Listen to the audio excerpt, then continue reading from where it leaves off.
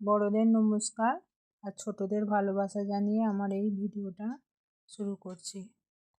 এটা আমার রান্নার ভিডিও। আজকে আমি পাস্তা বানাবো। প্রথমে কড়াইটা গরম করে তাতে তেল দিয়ে তেলটা গরম হয়ে যেতে আমি ডিমটা দিয়েছি। ডিমটা ভুজিয়া করে নেব।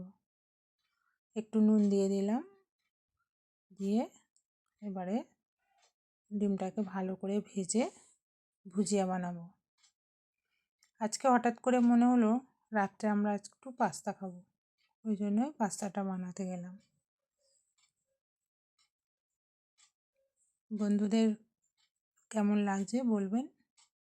আর ডিমটা একটু ভাজতে টাইম লাগবে, কারণ একটু বেশি ডিম দিয়েছি, 4টে ডিম দিয়েছি। আর আমি আগে থেকেই পাস্তাটা একটু সিদ্ধ করে রেখেছি, আর সবজিগুলো একটু হালকা ভাপিয়ে রেখেছি। এবার ডিম সিদ্ধটা ঢেলে নিয়ে তো কড়াইতে তেল দিয়ে পেঁয়াজটা আগে দিয়ে দিলাম। পেঁয়াজটা হালকা ভাজা ভাজা হলে তখন আমি বিনস আর গাজরটা হালকা ভাপিয়ে রেখেছি, ওটা দিয়ে দেব।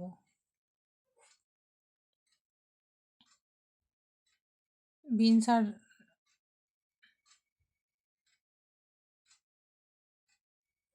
আর গাজরটা দেবো। এবারে একটু একটু পেঁয়াজটা একটু ভেজে নিই, লাল লাল হলেই দিয়ে দেব। পেঁয়াজটা ভাজা হচ্ছে।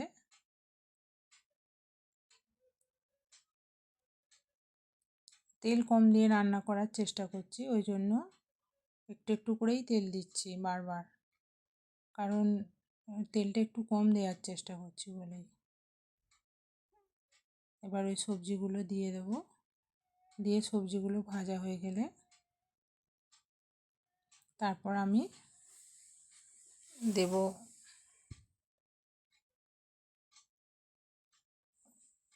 ক্যাপসিকামটা।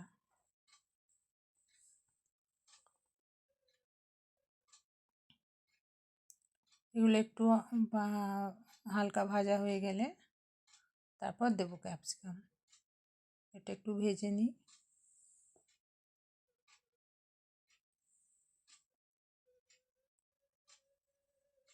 তোমরা কে কেমনভাবে পাস্তা রান্না করো সেটা আমাকে কমেন্টে জানাবে। আমি তো এইভাবেই রান্না করি, তাই এইভাবেই করে দেখাচ্ছি, কিন্তু বেশ সুন্দর খেতেই হয়। এগুলো ভাজা হয়ে গেলে তারপর আমি দেব ক্যাপসিকাম।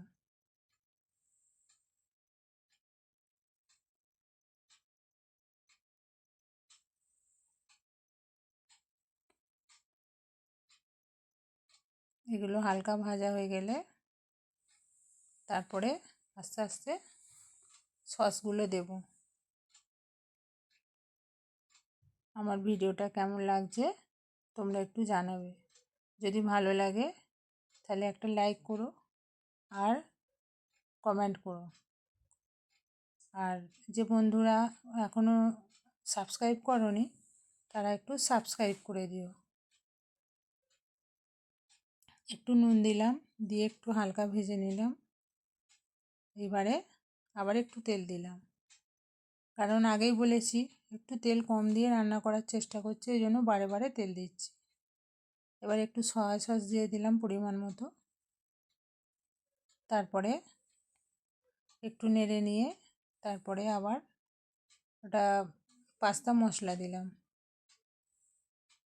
মশলা না দিলে তো অতটা সুন্দর খেতে হবে না, তাই একটু পাস্তা মশলা দিয়ে দিলাম।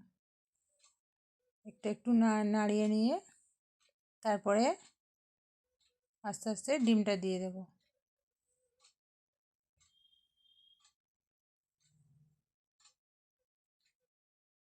ডিমটা একটু নাড়িয়ে তারপরে আমি দেব টমেটো সস। টমেটো সসটা একটু বেশিই দিলাম, কারণ টেস্টটা সুন্দর হবে বলে। আমরা একটু কম ঝাল খাই, তাই কাঁচা লঙ্কাটা দিলাম না। ওই পাস্তার যে ঝালটা, ওই ঝালটাই আমাদের ঠিকঠাক।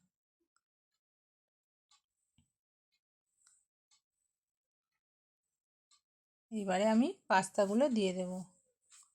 পাস্তাগুলো দিয়ে আস্তে আস্তে ভালো করে একটু নাড়তে থাকবো।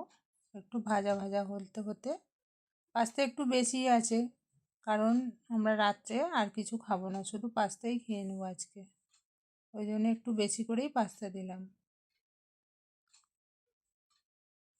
কড়া ভর্তি হয়ে গেছে, দেখো নাড়াতেই অসুবিধা হচ্ছে। সব কিছু দেওয়া হয়ে গেছে, এবার হালকা করে আমি একটু ভেজে নেব ভালো করে।